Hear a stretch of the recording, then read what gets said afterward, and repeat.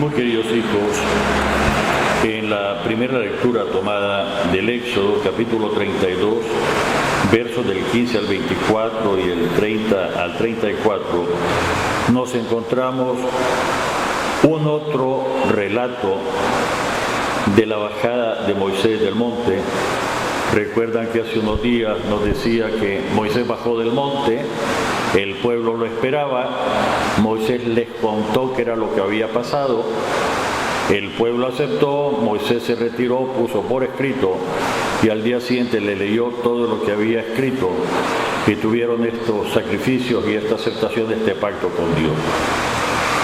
Ahora tenemos un relato diferente del mismo hecho. Moisés ya baja no con el libro de la ley del pacto, sino baja con las tablas de la ley.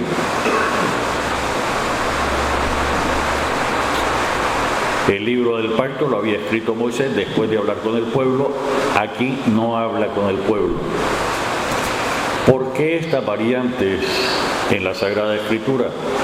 Habíamos dicho el otro día, y lo repetimos, de que la Sagrada Escritura no se escribió como se escribe en los periódicos, ni como se escribe la historia modernamente. Hubo un hecho, y este hecho se fue conservando en los diferentes lugares, normalmente santuarios, donde iba de vez en cuando las personas contaban el pasado, y al ser diferentes santuarios nos da pie a que haya diferentes relatos sobre el mismo hecho, aunque el mensaje es lo mismo. Además, hay que tener presente que aunque la Biblia es palabra de Dios, al mismo tiempo es palabra de hombre. La Biblia no está dirigida para Dios, está dirigida para nosotros. Y ha sido escrita en un larguísimo periodo de tiempo para nosotros como regalo del Señor a su pueblo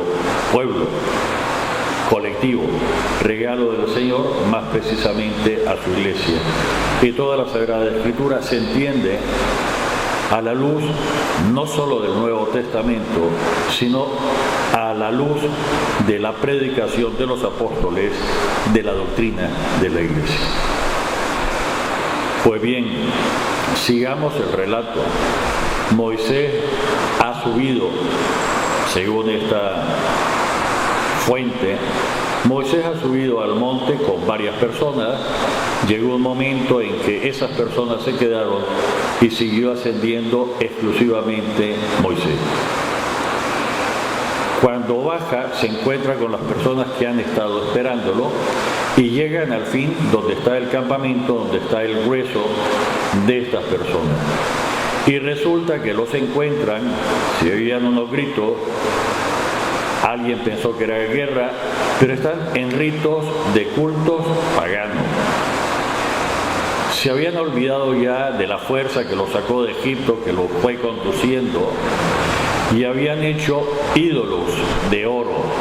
Es decir, como los dioses que estaban en Egipto. Y olvidándose, reitero, del Dios que se les va revelando, regresan al pasado, regresan a tener cosas sensibles, visibles que puedan tocar los ídolos. Digamos una vez más que la distinción, la diferencia básica entre un ídolo y una imagen o un retrato, nosotros sabemos que la imagen nos recuerda a la persona que está retratada o imaginada. El ídolo en sí mismo supone ser la divinidad. ¿Qué aplicación tiene esto para nosotros? Además de las tres inmensas vertientes idolátricas que son nuestra tentación constante, una de ellas es el dinero. Y es ídolo porque lo que se busca es el billetito impreso, es el que vale. No es fotografía, es el billetito. O la moneda acuñada.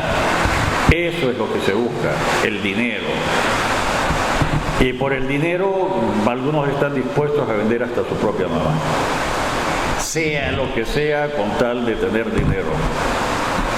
Algunos, lástima, se prostituyen, otros roban de diferente forma, otros engañan, otros estafan, y hay gente que piensa que no son felices porque no tienen dinero, y hay gente que aun teniendo millones tampoco es feliz y piensa que tiene que tener más, y para eso cueste lo que cueste, y se le hacen, digámoslo en caricatura, como en los cuentos del Pato Donald, cuando aparece el rico MacPato, que se le hace el signo y de dólares. Podríamos decir de otra moneda. Dinero por todos lados, piensan que y se convierte para ellos en un auténtico ídolo. Para otros, su ídolo es la comodidad, toda la cultura hedonista.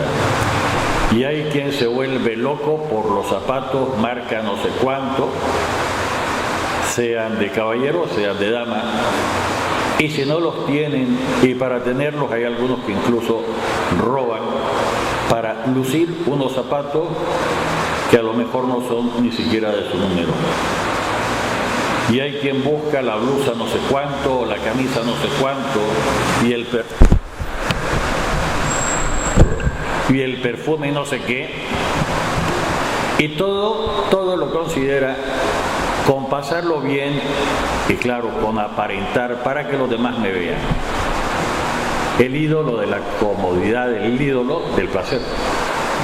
Y hay algunos que no pueden ver una botellita de licor, del que sea, sin que se le haga agua a la boca y den a ver cómo toman, y hasta que se acabe, y cuando se acabe se buscan otra más hasta que el cuerpo aguante. Ídolo.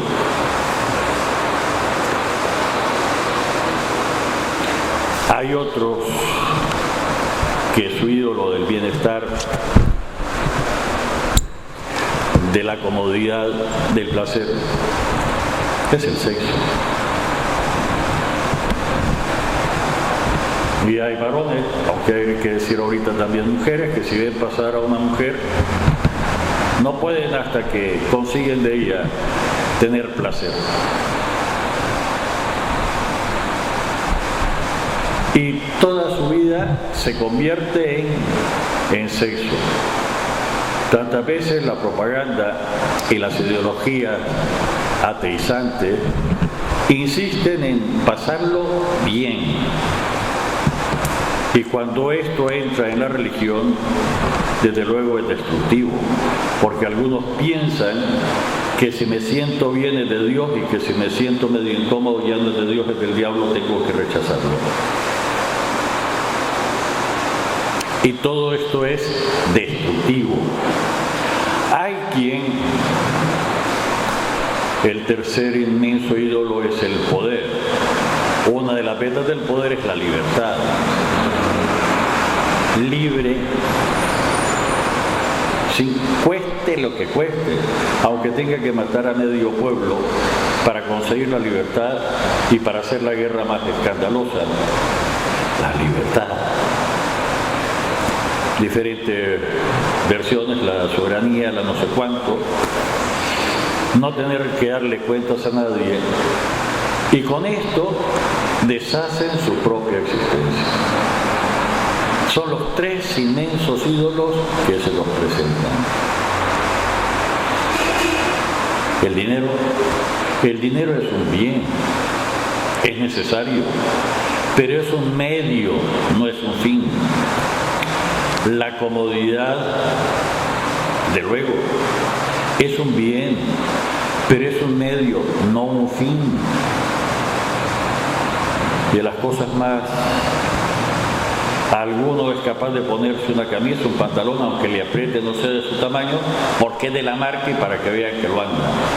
O unos zapatos que le quedan chiquitos, que le chollan, le chiman, para que vean que andan los zapatos no sé qué. Y ya no se diga del celular para presumir, aunque vea quién se lo roba y aunque vea, son medios, pero no son fin. No son fin. Y la libertad es un bien, pero es un medio, no un fin. Y esto se complica algunas veces, ¿por qué no decirlo? Porque al hacer un entramado raro y no tener clara la doctrina, confundimos las cosas. No hablemos en teoría, hablemos en práctica. En este templo, en otro, uno de los gravísimos peligros que había, todavía subsiste, de idolatría, es la imagen del Nazareno. Primer año que yo estuve viendo, cuando tomé la rectoría, incluso algunos le daban la espalda al Santísimo, ni le daban espacio al monumento alrededor de la imagen. La imagen es venerabilísima, hay que mantenerlo con todo, pero no es el Señor. Y todavía la fe y la lata que anda por aquí alrededor del Nazareno tiene todas las vertientes de idolatría. Padre, pero ¿qué? Lo digo con todas las palabras. ¿Quién piensa al entrar al templo? Todavía se ve. Entran a visitar a la imagen, pero ni siquiera hacen la señal de la cruz frente al Santísimo, y frente al Santísimo es rodilla en el suelo. ¿Y quién, aun estando en misa, que es central, para ir a la imagen? ¿Y quién vive todo el año, y algunos criticando, fregando, neciando en el Facebook, frente a las imágenes? Nos ayudan a la sensibilidad para ir al Señor, pero el sagrario es el Señor, ahí está el Señor, con su cuerpo, con su sangre, con su alma, con su divinidad, tan alto y poderoso como está en el cielo. Uno de los problemas en estos 9 años ha sido ir poniendo en su lugar el culto al Nazareno, sobre todo en los Via Crucis. Lo principal del Via Crucis no es que salga la imagen por las calles, ese es un medio. Lo principal es que nosotros recemos. Por eso hemos regalado todos los años el cuadernito, el texto del Via Crucis regalado, para que lo puedan tener, para que lo puedan seguir. Y por eso algunas veces me he permitido regañar a las personas que cuando estamos rezando se ponen a hablar. La diferencia muy sutil entre una idolatría y el culto, la reverencia que merecen las imágenes en cuanto nos recuerdan a la persona amada que es Jesucristo en concreto. Pero no es el único peligro de idolatría que anda en León. Hay que decirlo con todas las palabras. Hay una idolatría muy, muy peligrosa, muy sutil, que es la bibliolatría. Considerar a la Biblia como un ídolo. Y hay quienes, con tal de andar tocándola y andar citándola, piensan que le están dando el culto al Señor. La Biblia es venerabilísima, pero la Biblia, recuerdo, que es un regalo de Dios a su pueblo, en concreto a su iglesia, a un colectivo, no a personas individuales, y que la Biblia no se entiende si el apóstol no la explica. Y Felipe, llevado por el Espíritu, Hechos de los Apóstoles, se acercó a la litera donde iba este ministro de la reina Candace y le preguntó: ¿entendés lo que lees? Estaba leyendo a Isaías. Y el otro le dice: ¿cómo le voy a entender si no hay nadie que me lo explique? En bibliolatría a lo mejor le dirían, rezá para que te venga el Espíritu Santo y Él te indique porque lo que te diga el Espíritu Santo a vos. En la Sagrada Escritura nos dice con todas las palabras, ¿cómo le voy a entender si no hay nadie que me lo explica? Y es precisamente Felipe, apóstol, el que le explica. Es la explicación de la Sagrada Escritura, la explicación de la Biblia, la explicación del apóstol, esta explicación que hace presente la Iglesia a través de la predicación. Padre, pero es que la Biblia es venerabilísima, pero la Biblia sirve también para la condenación. El demonio, el diablo, utilizó citas de la Biblia para tentar a Jesucristo. Y San Pablo, atrevido, y habría que entenderlo, nos dice que la ley es la Sagrada Escritura, no da vida, sino que mata. Mata cuando no se tiene el espíritu que suscitó a los escritores a ponerlo por escrito. Padre, ¿qué estás diciendo? Lean. Y tanto Lucas como Juan nos dicen expresamente que no todo ha sido puesto por escrito.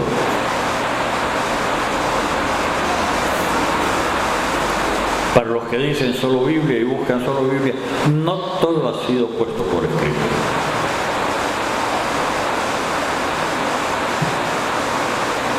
Y nos dice Juan que si se escribiera todo, él piensa que no habría en el mundo espacio para tantos libros. Y Lucas nos dice a nosotros, somos los teófilos, que él ha investigado diligentemente lo ocurrido y lo ha puesto por orden para que veamos la firmeza de la fe que hemos recibido. La Sagrada Escritura tampoco transmite la fe. La fe la transmite la predicación de la Iglesia, y la predicación de la Iglesia es la entrega del testimonio oral de los apóstoles. Es la tradición. No las costumbres folclóricas, eso es otra cosa. La tradición, la entrega del testimonio. Y lo hace la Iglesia en la predicación. Lo vuelve a decir Lucas para que veas la firmeza de la fe que recibiste. La fe la transmite la Iglesia. Tenemos que saber esto por el gravísimo problema a la idolatría. Padre, entonces no hay que tener ninguna imagen, ninguna estampa. Cuidado que caes en la idolatría muy sutil de los iconoclastas. Padre, ¿y entonces qué hacer? Lo vamos a ver en el Evangelio de hoy, qué bello. Padre, doy más señales. ¿Cuántas veces vemos a personas, buenas personas, que seguramente sin conciencia están cayendo en la idolatría? Pensemos del que le trae flores a cualquier advocación, a cualquier imagen, y se olvida del Señor. Padre, ¿qué está diciendo? Pues sí, el Señor no es una imagen. Es Jesucristo con su cuerpo, con su alma, con su sangre, con su divinidad tan alto y poderoso como está en el cielo. Y ante la presencia del Señor, toda rodilla se dobla. Hay algunos que por no manchar el vestido, no romperse las medias, no sé cuánto, no se rodillan. Y eso que hemos puesto, incluso cojincito para que no se... Yo no me he puesto cojincito en el altar. Ante el Señor hay que doblar las rodillas. Si no, caigo en una idolatría práctica y una negación práctica al Señor. Padre, ¿y entonces es malo ponerle flores a una imagen? No, no es malo. Pero lo que es malo es olvidarte del Señor. Y cuando entres a un templo, lo primero es hacerse la señal de la cruz, y habría que buscar en primer lugar al Señor. Todo lo demás incluso la Santísima Virgen María, lo único que va a hacer es: vayan a la presencia de mi hijo y hagan lo que él le diga. Padre, pero es que no, algunas veces son descuidos, pero podríamos caer, y hay que cuidarse muchísimo de caer en la idolatría. Otras veces la idolatría es más sutil. Se idolatra a una persona viva, sea cantante, sea artista de cine, sea político, en cualquier parte del mundo y en cualquier país. Y cuántos por ver a su caudillo hasta dejan de ir a misa. Y eso que lo van a ver a lo lejos. Algunos dicen que para solidarizarse, sí, pero traicionan al Señor. ¿Cuántos por ir a ver, y aquí digan cualquier cosa, ponen en segundo lugar la misa del domingo antes de asegurarse primero el celebrar al Señor? Padre, ¿qué está diciendo? Pues sí, habría que seguir diciendo. ¿Y cómo nos cuidamos de la idolatría? En primer lugar, con el estudio profundo del catecismo. Ahí vamos a ver incluso qué cosas se hacen.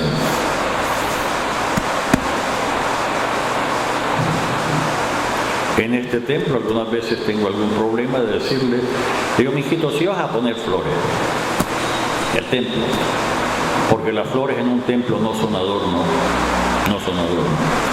Las flores son homenaje. Indudablemente a lo primero que le tenés que tener flores es al Señor.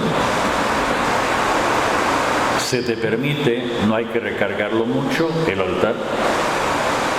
Preferiblemente si está cerca del altar, sino ocuparlo. El altar es Jesucristo, simboliza a Jesucristo. Se pone flores ante la cruz, ante el lugar donde se proclama la palabra. Son los lugares en que no puede faltar, si acaso se pone.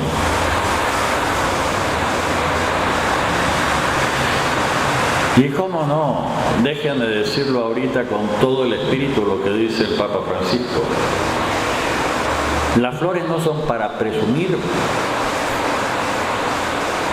Las flores son un homenaje al Señor. Pero ¿cuántos, déjenme decirlo, se gastan por poner flores y no ponen en la limosna que sí se ocupa para el mantenimiento del templo? ¿O cuántos son problemas de algunos de mis hermanos? Le dicen, es que ya puse tanto y ya no tengo para darle a usted para que viva. La parte de estipendio. Eso es quitar las cosas de su lugar. ¿O cuántos piensan que... Y eso también lo tenemos que ir ordenando.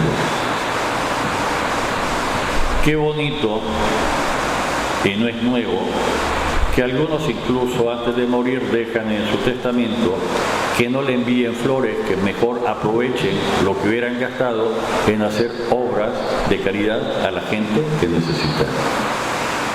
Entonces se tendrían flores vivientes, por decirlo así. ¿Y qué cosa? En el único lugar del mundo que lo he visto ha sido aquí, precisamente en este templo, de los que piden una misa, traen flores y después se las vuelven a llevar. De hecho, yo ya tengo 34 años de cura, voy a cumplir, ¿no? La mayor parte de mi vida he estado en Managua, he estado en Bogotá, Colombia, he estado en diversos lugares de España, pero en el único lugar que he visto que llevan flores al templo y se las llevan, he visto cosas muy bonitas, por ejemplo en Ecuador, cerca de la frontera con el Perú. El domingo, hay todavía indígenas que no hablan español, llevan poquitos de flores y hay hay un ministerio especial que en el atrio hacen el arreglo y entran en procesión hacia el templo. Pero el que se lo vuelvan a llevar, no lo he visto. Lo siento mucho. Y lo digo con toda la... No, nunca lo había visto. Ni lo vi en Venezuela, ni lo he visto en Colombia, ni lo he visto en... Curioso, no sé qué significa, no he querido preguntar porque entonces piensan mal. ¿Qué sentido tiene de llevar una flor para una misa y volvérsela a llevar?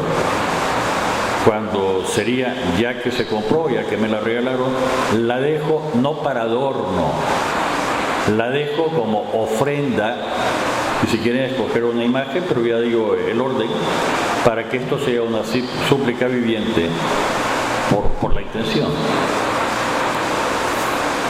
También es cierto, y hay que decirlo, no lo había visto en muchas partes, hay mucha sinvergüenzada con los arreglos y las cosas por el estilo. Se ve más en el cementerio porque algunas veces te ponen flores, no sé cuánto, no has terminado de irte del cementerio cuando ya la quitaron y ya la están vendiendo de nuevo. Eso sí está extendido no solo en León, sino en diferentes partes del mundo. Primera lectura. Cuidado con la idolatría. Cuidado con la idolatría. Y si en estos momentos hay que cuidarse del zancudo y de los criaderos de zancudo, hay que cuidar y hay que erradicar los criaderos de idolatría. Padre, no tiene importancia, no, si el zancudo es bien chiquito, casi ni se ve, pero te puede pegar con el dengue hemorrágico y te puede costar la vida. El salmo repetíamos: perdona, Señor, las culpas de tu pueblo. Pero hay que tener claridad para ver qué cosa es la culpa, porque algunas veces incluso la conciencia de pecado va desapareciendo, o peor aún, la propaganda, ciertas ideologías me presentan el mal como que si fuera bien. En el fondo es el pecado contra el Espíritu Santo, ¿no? Y es posible que alguien piense, porque le han pervertido la conciencia, se la han corrompido, que lo que está haciendo es bueno. Cuando uno se examina la conciencia, y hay que hacerlo por lo menos una vez al día, uno escoge los 10 mandamientos. Es más fácil comenzar, ¿cómo no? Si han dado jugando con el nombre de Dios, segundo mandamiento, dejamos el primer mandamiento. Si he faltado algún domingo a misa, o alguna de las 4 fiestas de guardar que hay en Nicaragua, para pasar cómo estoy tratando a mis papás. De pequeña obediencia, cuando ya no soy tan pequeño, la ayuda al papá, el cariño, el afecto. Quinto mandamiento, no digo que cuando vienen estas ganas de matar al otro, aunque sea tapas, pero ¿cómo me voy llevando con los demás? El sexto, si voy controlando mi genitalidad, mi sexualidad, y sé que es buena, querida por Dios, para ser utilizada, pero dentro del legítimo matrimonio, con el legítimo esposo o la legítima esposa, después, desde luego, del matrimonio por la iglesia. Cualquier otra forma es usarlo mal. Y no es que condenemos el sexo, ni mucho menos, el mal uso, como el machete, que es un instrumento fabuloso, pero es para cortar la hierba, árboles, ramas que no son muy gruesas, pero no para darle al vecino. Y algunas veces nos sale, es que lo machetearon, no se hizo para eso. El sexo no se hizo para usarlo indiscriminadamente. Sexto, no clavar las uñas en el dinero de los demás, no robar, no decir mentiras ni levantar calumnias, no andar intentando quitarle las cosas al otro, ni andar envidiándole las cosas que tiene. Son los 10 mandamientos, eso me lo tengo que examinar. ¿Y cuántos no pueden dormir porque vieron que fulano de tal anda no sé qué cosa y él no lo tiene? La envidia que carcome.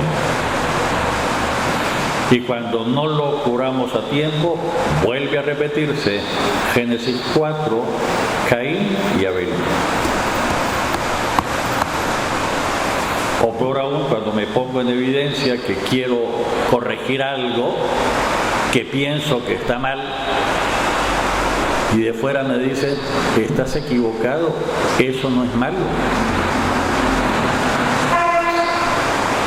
Doctrina, hay que conocer el catecismo. Digo, bellísimo evangelio de hoy, de San Juan, capítulo 11, versos del 19 al 27. Le habían avisado a Jesús que Lázaro, a quien tanto quería, estaba muy enfermo, y Jesús, en vez de irlo a ver inmediatamente, esperó su tiempo. Cuando llega a la casa donde viven Marta y María, Marta sale al encuentro de Jesús, María se queda en la casa. Y Marta le dice al Señor, Señor, si hubieras estado aquí, no hubiera muerto mi hermano. Y comienza un diálogo precioso, precioso. Al fin Jesús le pregunta a Marta, ¿sos capaz de creer esto? Pregunta por la fe. Pregunta por la fe. Y la respuesta de Marta no es de creer a algunas cosas. La respuesta de Marta es la auténtica respuesta de la fe. Yo creo en vos. La fe es creer en Jesucristo.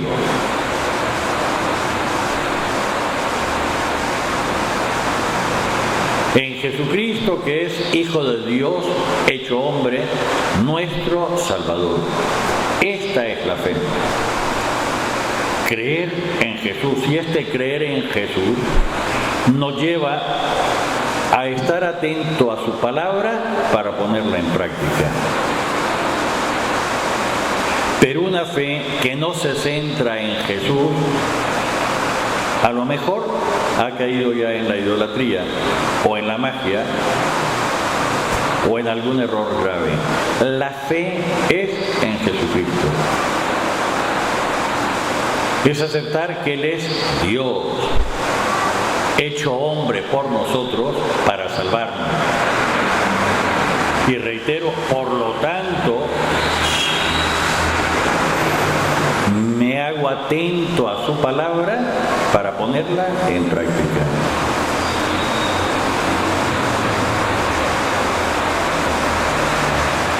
Y este Jesús, ¿por qué nos lo dice? Que regresó al cielo después de haber vencido a la muerte, después de habernos liberado del pecado, pero este Jesús que está con nosotros todos los días.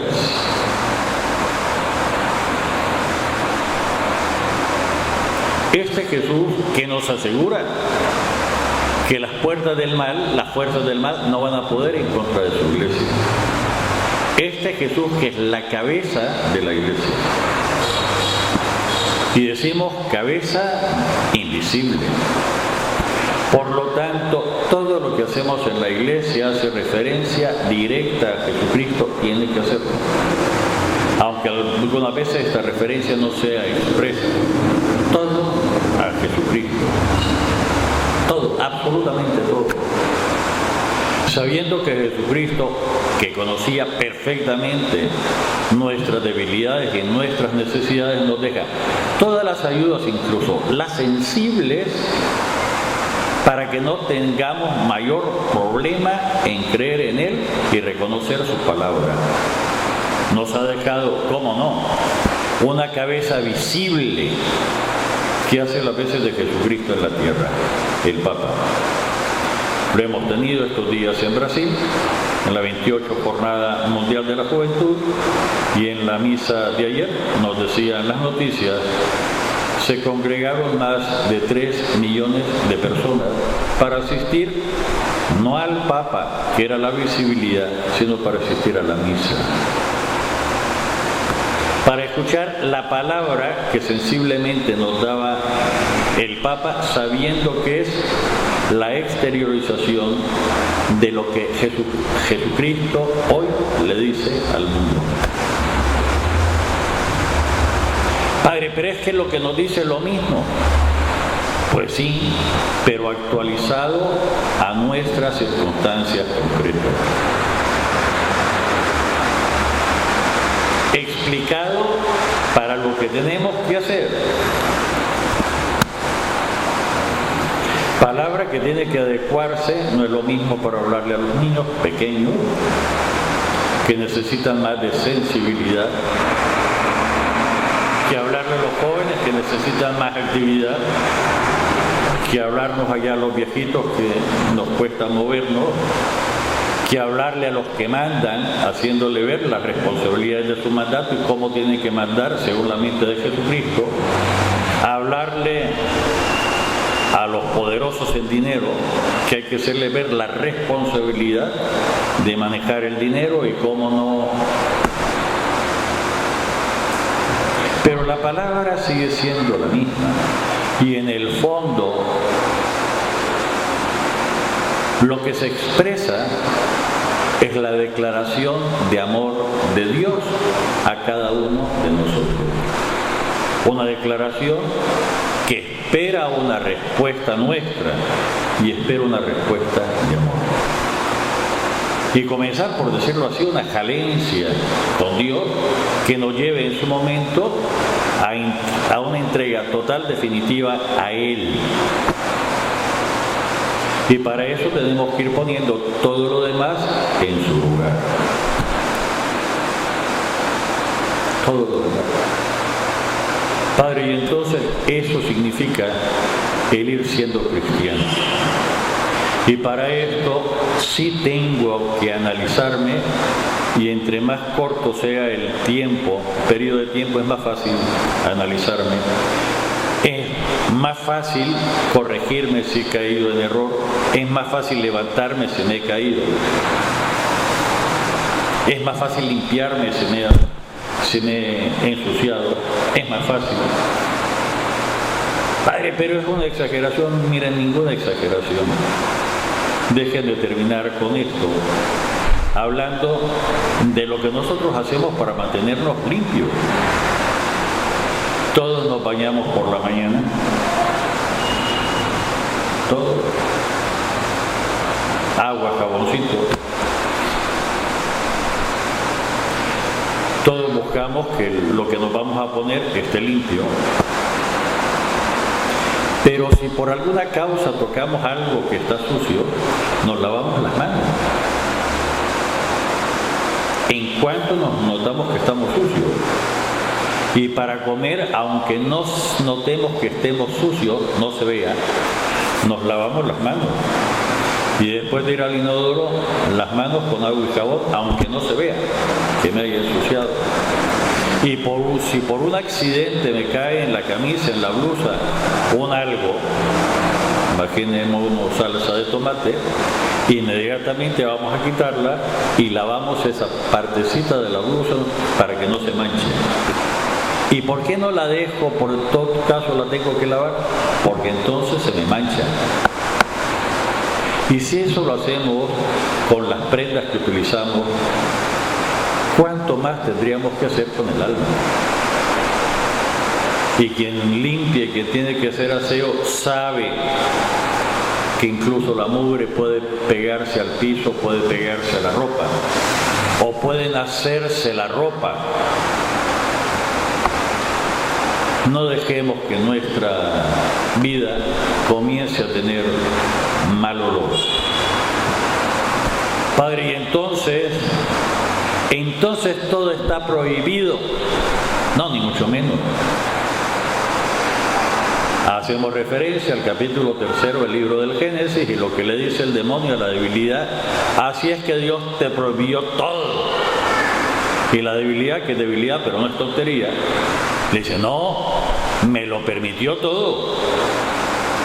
Cada cosa en su tiempo, en su lugar, en su dosis.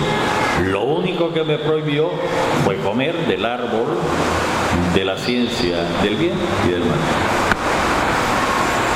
El cristianismo es un sistema de prohibición. No, solo tenemos un mandato: amarnos los unos a los otros con el mismo amor con que Jesucristo nos ha amado. Todo lo demás es una ayuda para no caer en errores y en subjetividad. Por lo tanto, mi pregunta básica es: ¿cómo anda mi amor? Mi amor a Dios, mi amor a las personas. En el nombre del Padre, del Hijo y del Espíritu Santo. Amén.